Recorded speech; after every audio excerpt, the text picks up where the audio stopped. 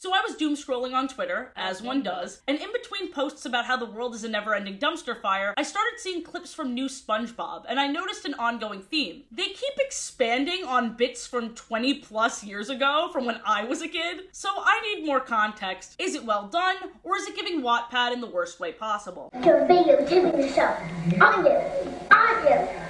Butt lovers, Happy New Year! The year I'm posting this in is 2024. 24 years since the premiere of SpongeBob SquarePants. Nickelodeon's golden child. The very man that shaped my sense of humor through absurdity, unapologetic optimism, and obnoxiousness. And look, I say this all in the most affectionate way possible. I love SpongeBob. I've been wanting to talk about SpongeBob for forever, but knew I couldn't do, like, theories because Alex Bale already had that covered. He killed it. I have to sip from the corner because if I did it like this, it would just waterfall down. Practicality, schmacticality, I don't give a shit.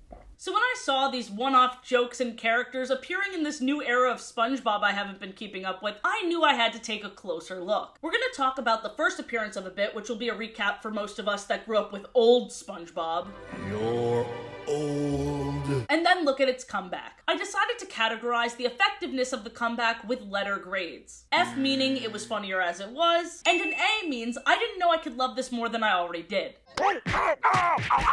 DoodleBob's first appearance is in the Season 2 episode Frankendoodle. Here we see how he was created. A live-action human artist on a boat accidentally drops his pencil into the sea. For whatever reason, the pencil doesn't float down. It propels towards SpongeBob and Patrick at least 80 miles per hour and impales the bikini-bottom sand between them. It makes sense that this shit has an anchor on it. Maybe they're just advertising that she's not like other pencils. She sinks. They're rightfully terrified, but they do know what pencils are, so they go over to investigate and then start drawing with it. Their drawings then start coming to life, because this is a magic pencil. Not when the live-action human was using it, but I have a theory that this pencil only works in Bikini Bottom, what with all the radioactivity. Patrick draws a little Squidward, only for him to immediately erase it because it was creeping them out. Poor Squidward. SpongeBob decides to prank real Squidward with the classic dollar on a string tug. Honestly, that's on him that he fell for that. The Sponge-nanigans of casual Squidward abuse continues. SpongeBob plots his next scheme that's essentially, haha, I'm gonna draw a little version of myself, and then Squidward's gonna answer the door and think it's me, but it's not me, it's this drawing I made. That little drawing is DoodleBob. They're gleefully watching SpongeBob's plan play out until DoodleBob starts beating the living shit out of Squidward. And then they're terrified. Well, actually, SpongeBob's terrified. Patrick kinda loves this. He's beating up Squidward!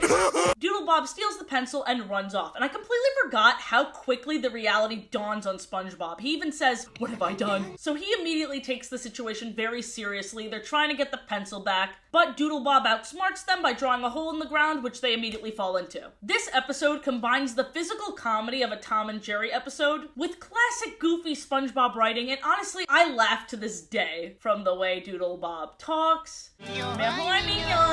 to Patrick's scream, Finland! This episode is just non-stop jokes. It doesn't stop. It's just joke, joke, joke, joke, joke, and it never gets old. SpongeBob thinks he completely erased DoodleBob, but doesn't realize he accidentally left his arm. DoodleBob crawls into SpongeBob's room to get the pencil back and draw himself back to life. Also, sorry I keep mentioning every single joke, but I forgot that SpongeBob said, "Good night, sweet prince," to Gary. Dear Lord, the writing is so good, you'd think those writers had magic pencils. Like in the episode.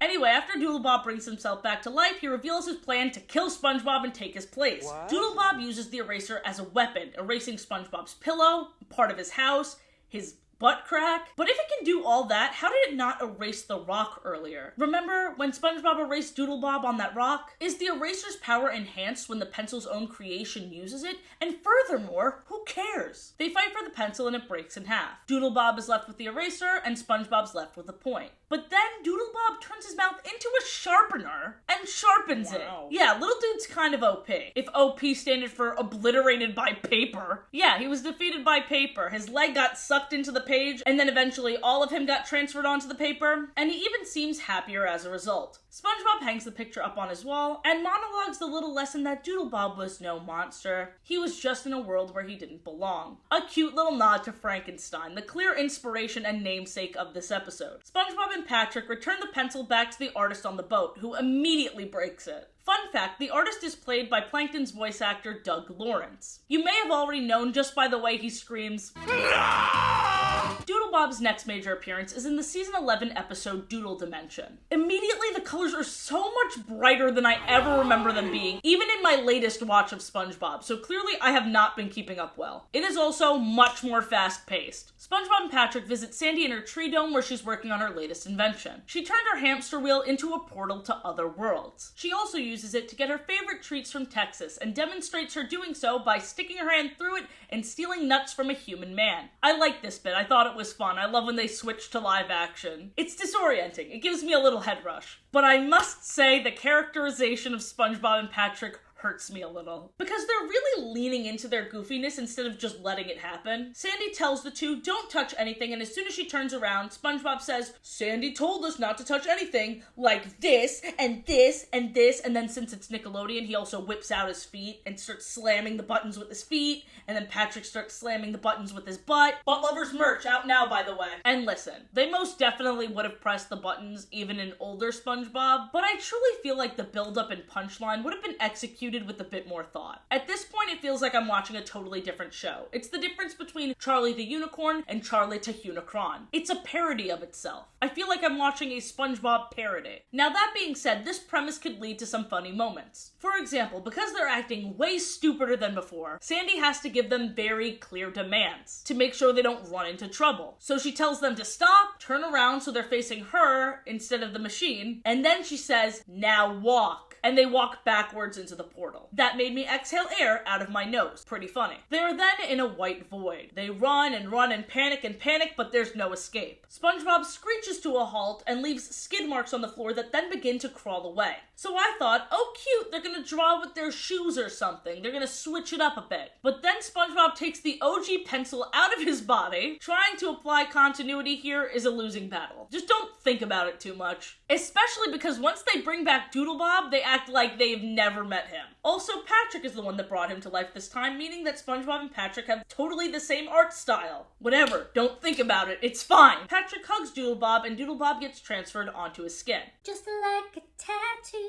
DoodleBob multiplies and begins to bite him. DoodleBob draws on angry eyebrows, just like he did in his first appearance, and a fight scene ensues with SpongeBob drawing an army of their friends. DoodleBob draws evil mustaches on Doodle Squidward, Doodle Mr. Krabs, and Doodle Gary, making them turn on SpongeBob and Patrick. This episode ends with SpongeBob drawing Sandy and Doodle Sandy bringing them back to their dimension. I knew it was impossible to improve upon perfection, but if you needed a real-life example, here it is. Continuity isn't necessary, but because the first episode ended with SpongeBob hanging a picture of DoodleBob on the wall, I thought they were gonna bring that back. I would have loved to see them face off against DoodleBob like he's an old foe instead of a brand new character. I would have loved to see him conspiring with the other evil Doodle versions of SpongeBob friends. There were so many ways to make this good. I desperately wanted to like this. Not off to a fantastic start. F. All you need is a box. And imagination. Season 3's Idiot Box starts with SpongeBob and Patrick celebrating over getting a package. Squidward watches in absolute bewilderment as they unpack a giant television and then throw the thing out. Only to then jump inside the box. Squidward deadpan says something about them being idiots, but he asks if he can keep the TV, and they say sure. Because with imagination, they don't need a TV. Squidward is positively giddy about his new TV until he hears strange noises coming from the box. The first of which being an avalanche, followed by SpongeBob and Patrick screaming about how they have to cut each other's limbs off. Squidward, in a rare moment of caring, opens up the top of the box to check in on them, but they're just sitting and smiling and doing not much of anything. Limbs intact. We continue to hear these dramatic scenes play out as Squidward loses it. He can't even enjoy his new TV over the sound of a police chase or a rocket being launched, all of which come from SpongeBob and Patrick's cardboard box. He repeatedly asks, how are they doing that? And we see one of Squidward's thoughts play out. He thinks they're playing these sounds from a tape just to fuck with him. To be fair, that sounds like some shit they do, and we haven't seen inside the box yet. I remember when I first watched that at this point, I really thought there would be a reveal at the last second, like in Patrick's secret box, where all the paranoia is confirmed. Good thing you didn't pull the secret string opening the secret compartment of my secret box, revealing one embarrassing snapshot of SpongeBob at the Christmas party. Squidward decides to join them on their next imagination adventure, and apparently this is all they do in there. Beep, beep, beep.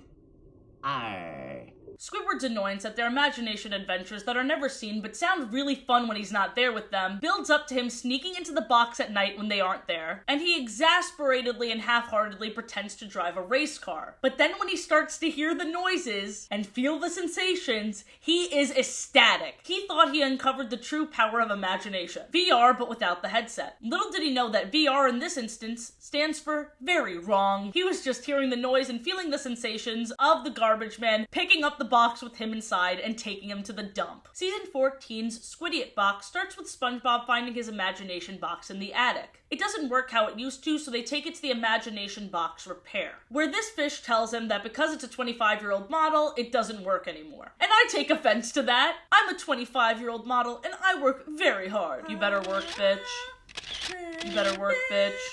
You better work. This seemed to be the moment most people had a problem with, claiming it was a retcon, but they have established time and time again that there's more than one timeline. So I more so agree with this Twitter user in all honesty. So after Squidward fell into the box, it began to work again, and Squidward finally successfully used his imagination. I was pretty amused by SpongeBob and Patrick ruining this for him from outside the box. I found this to be a fun switcheroo, a new angle to the torture. Squidward was enjoying his time on the beach until Patrick said it sounded like he was in a jungle. Squidward went to correct him, but because Patrick put the thought out there, Squidward's mind wandered, and then he actually was in a jungle. This episode has a lot of really fun bits that just stem from how easily swayed our brains are. Whatever you do, don't think about a swarm of angry bees. Don't think about how angry those bees are and how there's a swarm of them. Did you think about a swarm of angry bees? As someone who has intrusive thoughts constantly, I just watched this whole episode like, I do that. Not having control of what you think all the time is super fun. Then when Squidward finally clears his mind, he's brought to this void of white. He is in the Doodle dimension. Dude, DoodleBob is back again, and I actually liked this comeback more than his first. Not more than the first episode he was in, more than the comeback we just heard about before. Squidward fends him off using his ink because he is an octopus after all. And SpongeBob is the one that gave him that suggestion. So this is one of those episodes where SpongeBob has a brain. I love that. I love that for him. The episode ends with Squidward escaping his box and going to his job where he says imagination goes to die. He is comforted by his non-threatening, drab, dull routine at the Krusty Krab, but then it's revealed that Squidward is actually still in the box. A real mindfuck. I loved this one. Like I said earlier, I was exposed to this episode through Twitter raging about it, so I had low expectations. I was bracing for impact, especially after the Doodle dimension. But this was a really fun reimagining. I'm sorry I had to. You can boo all you want, it only makes me stronger. I'm gonna give this episode an A. I can't say it made the jokes in the first one any stronger, but I don't think it had to. It was a really strong standalone. Give it a chance if what I said intrigued you. It's clear that the writers are fans of the show and want to pay homage to the earliest era. Still the strongest in my opinion, and I don't blame them. I would probably do the exact same thing. Okay, so this wasn't even in my initial list, but as I was doing research for this video, I stumbled upon this horrifying Super Bowl ad, where the pirate painting that usually sings the theme song is begging us to scan a QR code like he's being held at gunpoint. A truly unforgivable mockery of his character. This dude does not sound like how he used to, first of all. Paramount Plus. I don't know if they just couldn't get the original voice actor or what. Second of all, seeing him walk around is very unsettling. He's a painting, and when he's not, he jumps out of the painting. This is not the same guy. Not in the words he's saying or how he's acting. Younger Athena would cry. Older Athena would cry. I'm crying. This is the worst. This is an F-.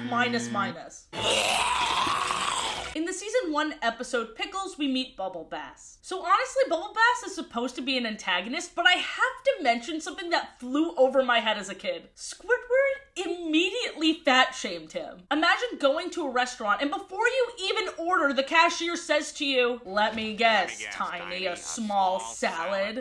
So when Bubble Bass hit him with that long, complicated order, I don't feel bad for Squidward. Squidward started that shit. Bubble Bass just ended it by throwing him.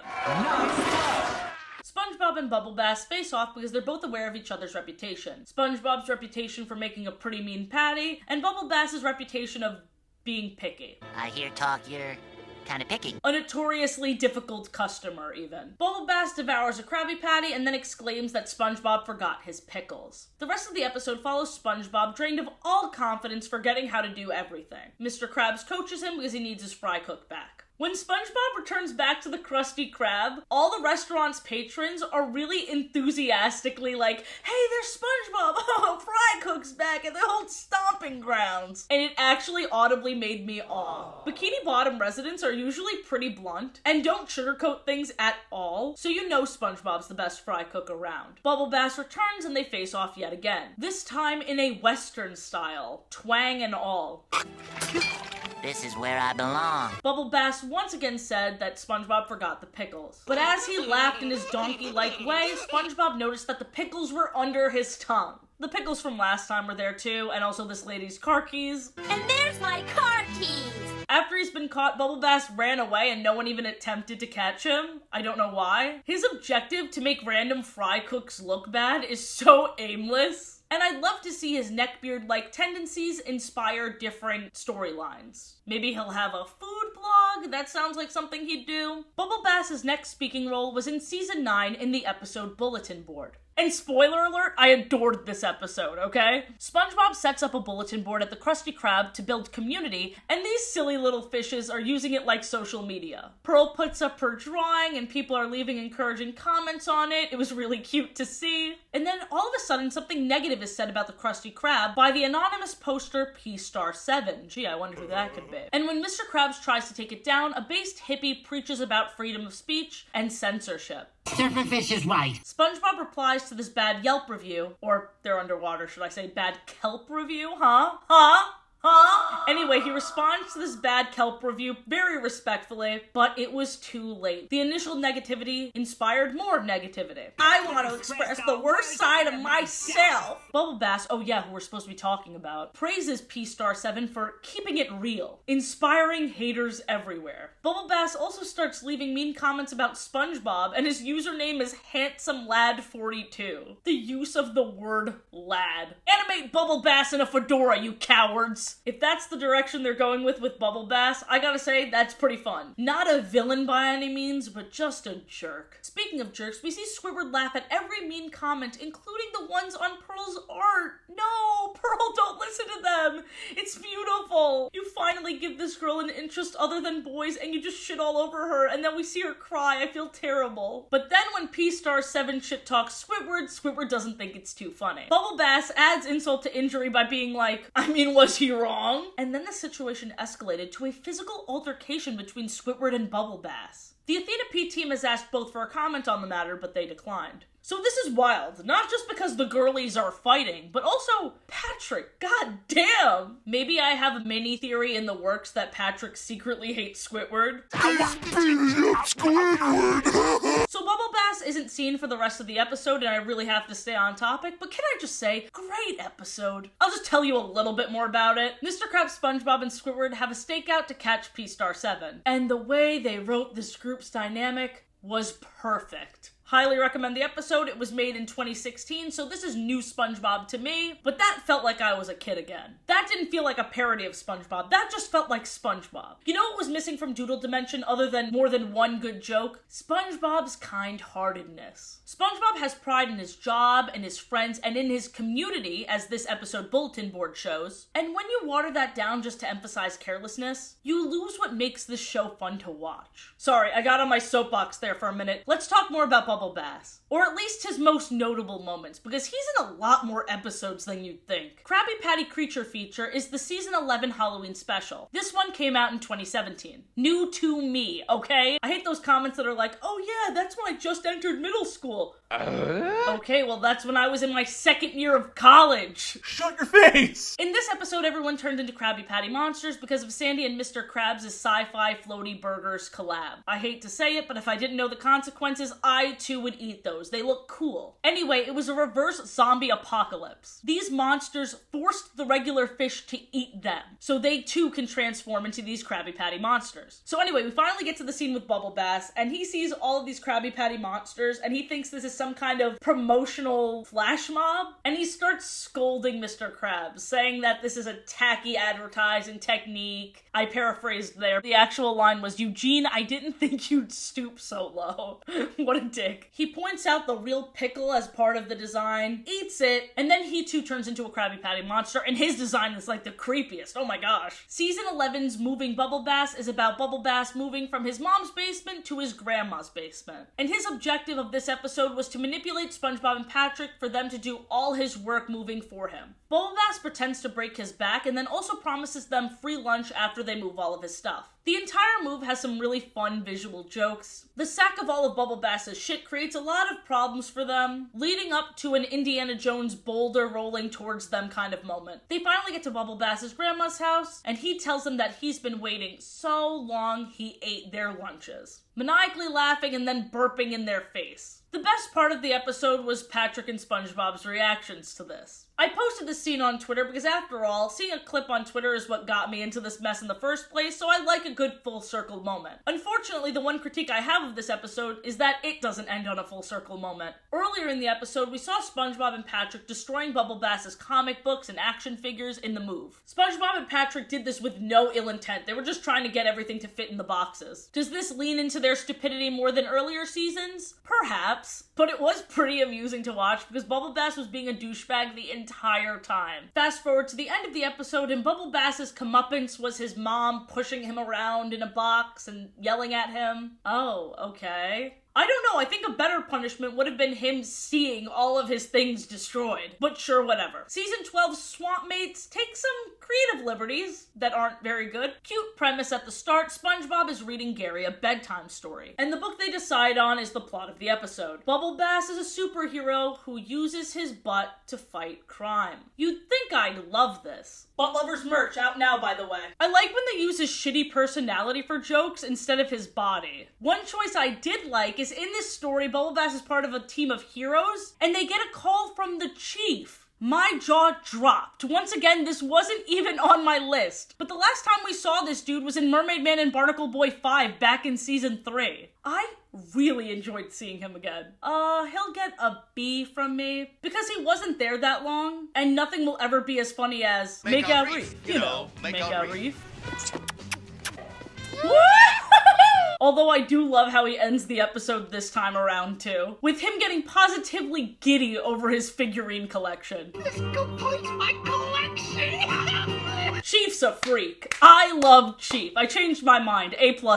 Back to the rest of the episode. Turns out this whole superhero thing was just Bubble Bass imagining, and the real episode revolves around him and Patrick going on this swamp adventure. Or did they? Yeah, that was a dream too. I hate that fucking trope, and they did it twice within an already fictional book universe. I will say, when Bubble Bass casually dropped the line, by the enchanted spatula of a suburban dad, I had to rewind and listen to that about 4 times. But even that and the Chief couldn't save this episode. It was a real stinker. Lots of gross out humor, unenjoyable annoyingness, and quite frankly, not enough SpongeBob. I think expanding the universe and utilizing different characters and dynamics is very ambitious and sometimes really pays off. But there's a reason SpongeBob is the main character. Also, the villain of this episode just feels disrespectful. Next up, Bubble Bass's Tab. I thought I was only familiar with this episode because it was incredibly shippy with SquidBob and whatnot, but I forgot that I watched this for scenes that made me uncomfortable. Bubble Bass, Bubble Ass attack in multiple angles in multiple ways. This one where the cheeks are kind of doing its own thing is intriguing to me.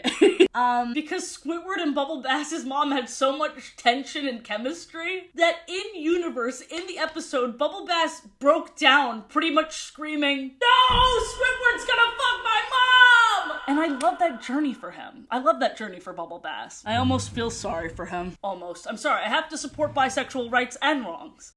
You better work, bitch. So while Bubble Bass is working off his incredibly long Krusty Krab tab, he's acting purposely insufferable and disgusting and incompetent to the point where the customers rally in Mr. Krabs' office and pay him to fire Bubble Bass. Mr. Krabs let Bubble Bass go, but then immediately regrets it when Bubble Bass opens up a new tab. I would say this is the perfect use of his character. The Bubble Bass section is about 2 hours longer than I thought it would be, but I'm keeping it going because I watched the Patrick Show for this video. You can say it. You can say it. I'm brave and strong. Thank you. The Patrick Show episode Terror at 20,000 Leagues features Patrick and his little sister Squidina going trick-or-treating. And when they get to Bubble Bass's house, first he tries to take their candy. Squidina threatens him and he's like, "Okay, but I'm still not giving you guys shit." Patrick peeks inside his house, runs inside, says, "Hey, how about these?" and then proceeds to eat them. Bubble Bass shrieks because Patrick just ate his valuable superhero collector's candy. Bubble Bass's next major appearance in the Patrick Show is in the episode Bubble Bass's Review Show. This episode centers around Bubble Bass talking shit about Patrick and Squidina online. Hours of content. I wanted to know how many followers Bubble Bass had, but it was never revealed. We just saw how intense Bubble Bass's hatred of the Patrick Show got. It escalated to the point where he said everyone that worked on the Patrick Show should be thrown in jail, and that Patrick and Squidina are enemies of the state. What makes it worse, though, is as soon as he's confronted about running his mouth, he tries to run away. I thought this was especially pathetic to watch once Patrick and Squidina said that they actually appreciated his criticism. Oh, that's not that bad at all. Only to reveal that they reviewed Bubble Bass back, and their review got 2 billion views. Flexing aside, their review of the Bubble Bass Review Show included a countdown of his stains, his worst meltdowns, his sweatiest moments. Like, they very much matched his energy. They fought fire with fire. His videos probably got 1 view. Their video roasting him, let me remind you, has 2 billion.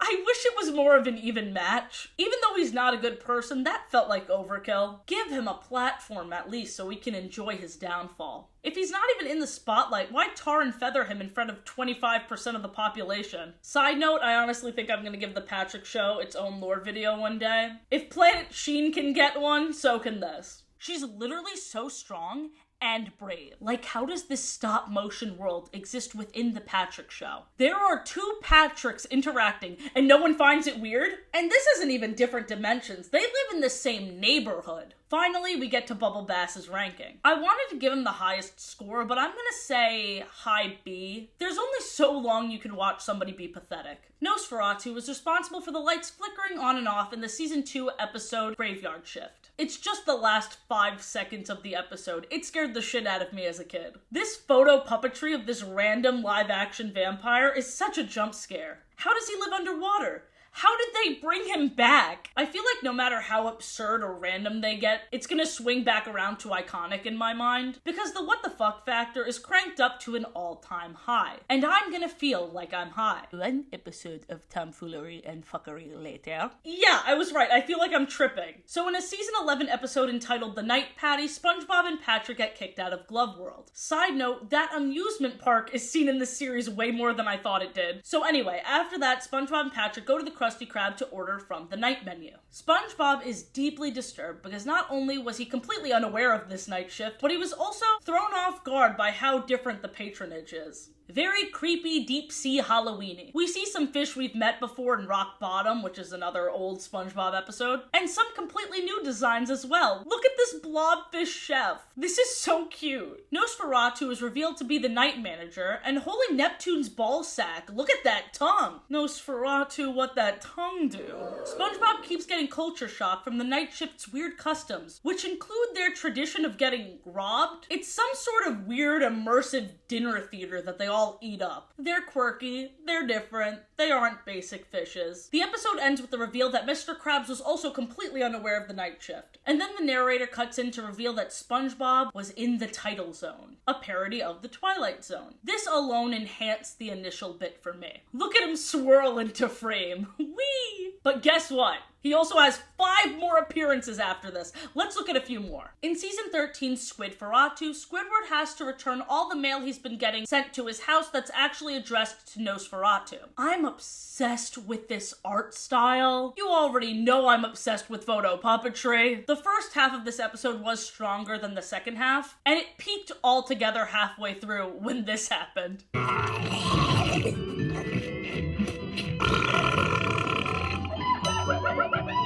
I'm losing my mind. People will argue that expanding on an absurd one-off joke will make it lose its novelty, but I think bringing him back after so long is more shocking. I never could have predicted they would bring this character back in this way. I could do with or without his henchman, Slappy Laszlo, but to my shock, the SpongeBob wiki seems to eat him up. A lot of Slappy enjoyers. They kind of remind me of the Warren the Worm enjoyers. I don't get it. I don't know, maybe he's better in the Patrick Show. Speaking of which, I'm watching more of the Patrick Show because Nosferatu's in it. I said I'm watching more of the Patrick Show. You're so brave and beautiful, and this video is such a fun time. We love it a lot. In the episode Patrick's Got a Zoo Loose, we hear about Nosferatu's one-man show, I Didn't Order the Steak. The crowd goes wild, as they should. He did his charming little wiggle dance and then jumped in his coffin mobile. Nosferatu, too cute. People may disagree, but I think this is a wonderful yes and moment. Did the bit need to be a yes and? Obviously not. None of this makes sense and I love it. A+ for Nosferatu. Is that really her name? It never came up in her first appearance, Chocolate with Nuts, in season 3. In her first appearance, we meet her daughter Mary first. Her daughter is also very old, so when SpongeBob's trying to sell her something, he attempts to flatter her by asking, "Is your mother home?" No one, I repeat, no one expected baby Prunes to roll into the scene looking not a day over 400, but actually several days over 400. One thing we learn about baby Prunes is that her daughter wants her to die, but she wants to live forever. Let's see if that dynamic continues. Oh yes, indeed, Mary still hates her. SpongeBob and Patrick are running a babysitting service, and believe it or not, they're amazing at it. Mary gets them to watch her mom running off into the sunset yelling, "I'm free!" Good for her. Also, Patrick is the one that gave her the nickname Baby Prunes. Aww. I should have known that wasn't her legal name. But damn, I wish it was. Talk about fulfilling a prophecy. That would be like if my name was like funny, super cool YouTuber that you should subscribe to. Anyway, Baby Prunes wakes up for her nap and discovers that these 2 men are watching over her, so she's very creeped out. The next thing we learn about her is that she enjoys all sorts of daredevil activities. Surfing lava, skydiving without a parachute, boxing. It's funny because she's an old lady. Yeah, I didn't like this episode at all. We needed her and her daughter interacting. That's what made them funny, and we got none of that. F. Not a single joke of hers landed for me. They shouldn't have brought her back. Bubblebuddy is the titular bitchular of the season 2 episode Bubblebuddy, so he would love this shirt. Hey, I have an idea. Check out my merch! SpongeBob creates Bubblebuddy because all of his friends are too busy to hang out with him, and they wreak havoc all over town. All the Bikini Bottom residents are like, damn, SpongeBob's being so annoying with that unalive bubble, holding up the bathroom for 2 hours, dining and dashing, and much, much more. But it turns out that Bubblebuddy is actually alive. Pretty fucked up that he waited to talk and move until the last second when he just let that surfer guy die. He made me experience high tide. Oh. What will that murderer do next? We meet Bubblebuddy's son in season 8. His name is Shiny, and he's a tiny criminal just like his dad. Shiny immediately breaks into Squidward's house and breaks everything in sight. Also, I should mention that Bubblebuddy sprung the whole watch my kid thing onto SpongeBob with no warning, so he's just as awful as ever. What I like the most is that people didn't forget his reign of terror. When SpongeBob was introducing Mr. Krabs to Shiny and said, "Oh yeah, this is Bubblebuddy's kid," Mr. Krabs was like, "Bubblebuddy? He still owes me money!" I guess they were still trying to keep the continuity in 2011. By the end of the episode, even SpongeBob loses his patience. He tells Bubblebuddy an advance notice would have been great. So even the writers know that Bubblebuddy is a piece of shit. And I like that. I like that there's the awareness there. Oh, but it gets so much worse with his third and last appearance in season 11's Bubble Town. This time SpongeBob actually causes a ruckus where Bubblebuddy lives for a change. Is he gonna hold up the bathrooms too? SpongeBob kills kills this lady's dogs. 8 trains this dude's fiance before putting that thing in reverse and running him over too. He killed a mother duck and her ducklings before proceeding to take down 6 skyscrapers, a school full of children, the mayor, this whole crowd of people, this child, basically half of Bubbletown's population.